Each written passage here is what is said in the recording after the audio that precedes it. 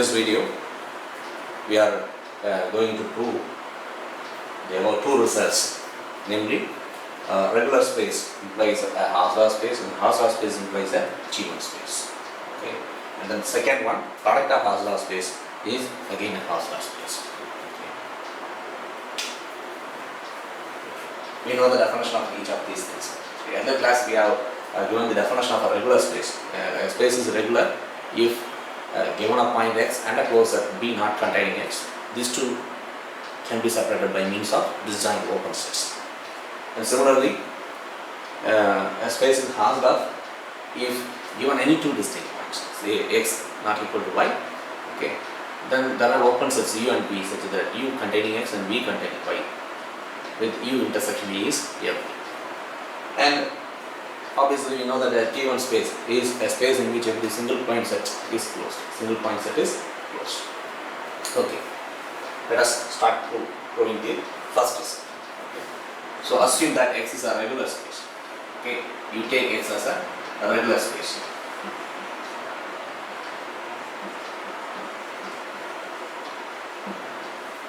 Okay. To prove x is a Hausdorff space, you take arbitrarily two distinct points. Okay. So x and y belongs to x such that x not equal to y. As we are dealing with, as our hypothesis is a regular space, every single point set is closed, basic definition. Okay. Therefore, if I take B as singleton y, then it is automatically a closed set in X. It is closed in X. Because X not equal to y, because X is not equal to y, it is clear that X is not in B. X is not in B. So here we are having a closure B and a point x not in B. Therefore, apply the hypothesis, x is a regular space, we get neighborhoods. So there are neighborhoods u and v such that x in u and v contains the set B. V contains the set B. But B here is only a single point set.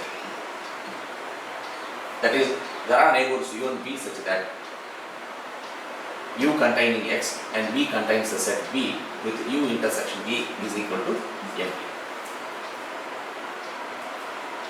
That is, in other words, u and v are neighborhoods of x and y.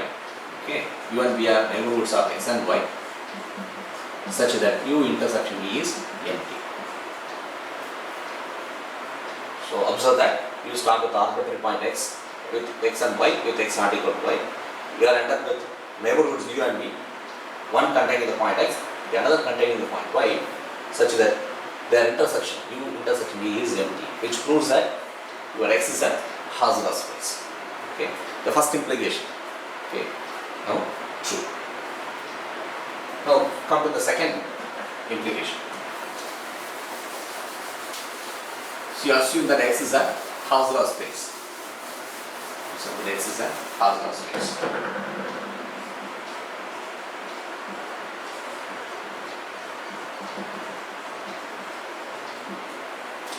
To prove every single point set is closed in X. So start with an arbitrary point x in X and consider singleton X to prove that singleton X is closed in X. Here we are going to prove the singleton X is closed set. So by saying that its complement is open. So take the complement of this set.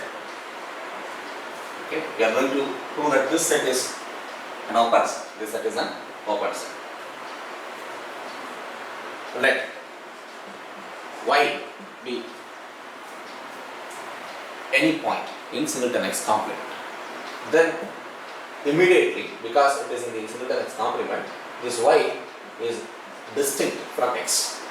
This y is distinct from X. Now here you are having two distinct points in a Hausdorff space. Our assumption is x is a Hausdorff space. Therefore, there are neighborhoods uy and vx such that uy intersection vx is equal to empty. That is, we are say that these 2 points can be separated by means of disjoint open sets, namely uy and vx. As x is a point of vx and uy does not intersect vx, okay, this uy is contained in singleton x complement, okay, because x is a point here and uy doesn't intersect this vx, therefore uy must rise in the singleton x complement. Okay. Observe that you start with a point y, arbitrary point. Now you are able to identify a neighborhood uy of this point, given point y, which is completely contained in singleton complement, singleton x complement. Now we consider all such uy which are arise in this manner. Okay, you collect all such uy which are arise in this manner. Then it is obvious that union of such sets, union of singleton x complement equals singleton x complement.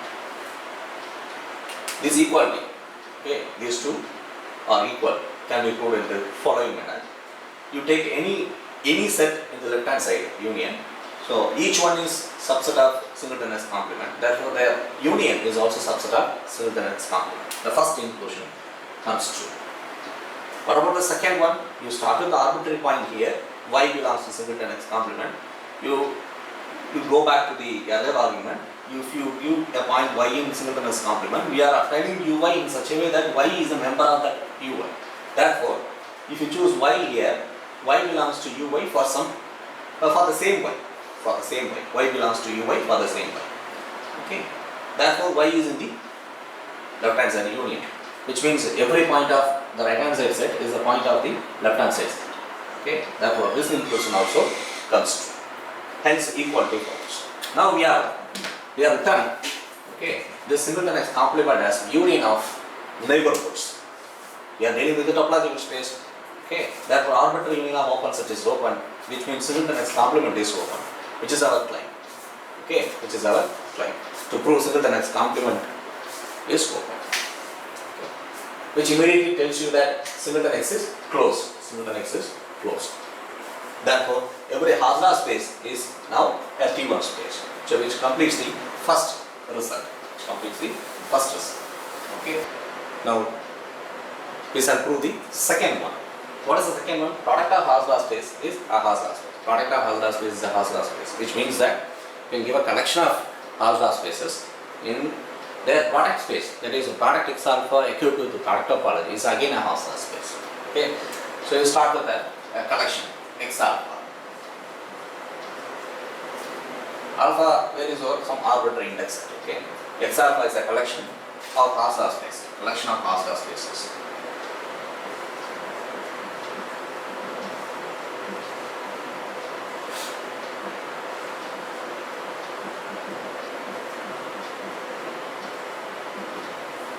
So you take x, the set x as product x alpha. Okay. Equipped with product topology. That is simply it is a product space.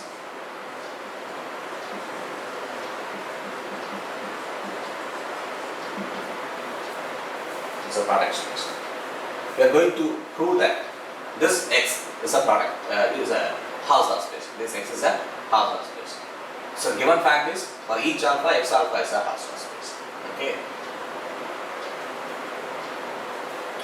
Now to prove this x as a Hausdorff space, you start with 2 points x, y in the product space.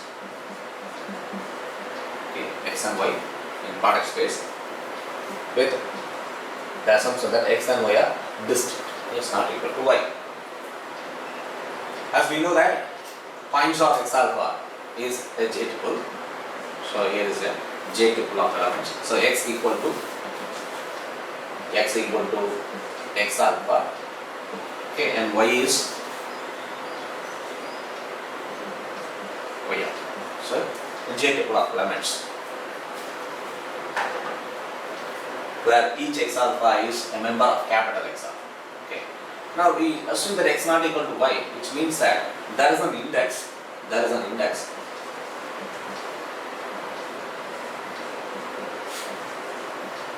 say beta such that the corresponding coordinate element x beta not equal to y beta. So observe that this x beta, y beta are, by definition, they are members of capital X beta. They are members of capital X beta. Now we are having, okay, an index beta for which the respective space x beta, okay, for which the respective space x beta, in which there are points x beta and y beta which are distinct. Now our assumption, what is our assumption?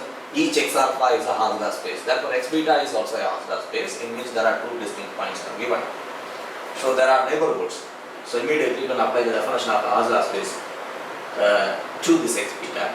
So there are neighborhoods, say u beta, comma v beta, which are disjoint, and one containing the point x beta and another containing the point y beta. Okay. That is, this small x beta and y beta are separated by means of disjoint open sets in capital X beta. Now consider pi beta inverse of this u beta and pi beta inverse of this v beta. If you look at the definition of the product space and the product topology, how we generate, okay, then you may understand. You could understand that these two are subbasic open sets. These two are subbasic open sets, and therefore basic open set, and therefore they are open. Basically, these two are open sets. Not only that, okay, not only that. So first I write this one, or opening product space X. Okay.